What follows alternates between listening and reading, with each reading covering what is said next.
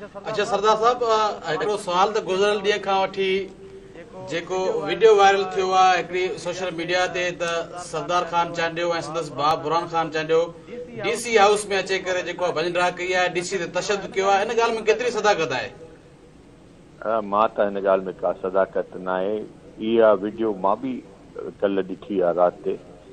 मूंखे त अहिड़ी ॻाल्हि हुजे हा त DC साहिबु कल्ह मुंहिंजे घर वेठो मीटिंग में घर वेही मुंहिंजे घर में वेही मीटिंग कई अथई।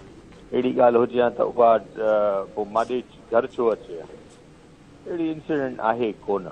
वधीक तव्हांखे उन जी डिटेल DC साहिबु ॾेई सघनि। पर सर ओवरऑल ॾिठो वञे त DC जेको इंतज़ामिया आहे डिस्ट्रिक्ट जी उहा गायब लॻी पई आहे। अॼु बि जेको आहे वारे जे पाणी में हिकिड़ो बावड़ो फोत थी वियो, ॿुॾी फोत थी वियो, उते का बि इंतज़ामिया जो माण्हू नज़र न आयो। ऐं उते जॾहिं MNA जेको आमिर बख्शी आयो उनखे बि जेको आहे उते माण्हू जेको बर्दाश्त जो सब्र आहे जेको उहो पैमानो टुटी वियो ऐं उन पिणु जेको आहे उते जेको उन्हनि जी रस्ता रोक कई। तव्हां हिन सॼे मरहले में इंतज़ामिया जेकी डिस्ट्रिक्ट इंतज़ामिया आहे, जेकी DC खे जेको मशीनरियूं मिलियल आहिनि, पाणी निकाल लाइ सिस्टम मिलियल आहे, उन्हनि जो कमु केतिरो DC करे पियो? मां साईं तव्हांखे अर्ज़ु कयां न त हे जेको पाणी आहे उहो को कंहिं सिस्टम जे तहत न निकिरंदो। जेको नेचुरल उनजो फ्लो ऑफ वाटर या नेचुरल दरिया जो असांजो हिते जिथां सुपरो बंदि या इहो आहे, इहो असांजो पुराणो दरियाउ आहे जेको अंग्रेज़नि खां जॾहिं सखर बिराज थियण खां अॻे जो आहे।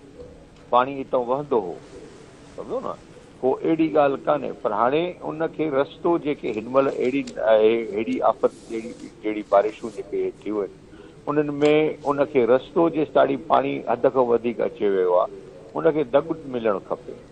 बाक़ी हाणे हिन महिल इंसिडेंट जेको थियो आहे या MNA साहिबु बि असांजो भाउ आहे, उहे बि मां जंहिंजा कुझु ॾिसां थो पियो 2 महीननि खां असां या MNA साहिबु पंहिंजो जख जोड़ त हिन पाणी सां यकी असांजी हले थी पई। पर सर ये जेकॾहिं DC साहिब जी ऑफिस जे अॻियां हिकिड़ी कैंप लॻल आहे, रिलीफ कैंप डिक्लेयर थिया सरकार तरफ़ां, उते हिकिड़े बुख वेगे पीरसन जेको आहे फोत थी वञे, छा इहा DC या उतां जी ज़िले जी इंतज़ामिया जी नाइरी न आहे सर?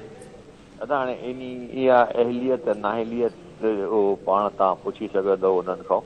बहरहाल पोज़ीशन जेकी शयुनि ते असांखे पुॼणु खपे ओतिरी असां वटि हिन महिल सोर्सिस मौजूदु न आहिनि।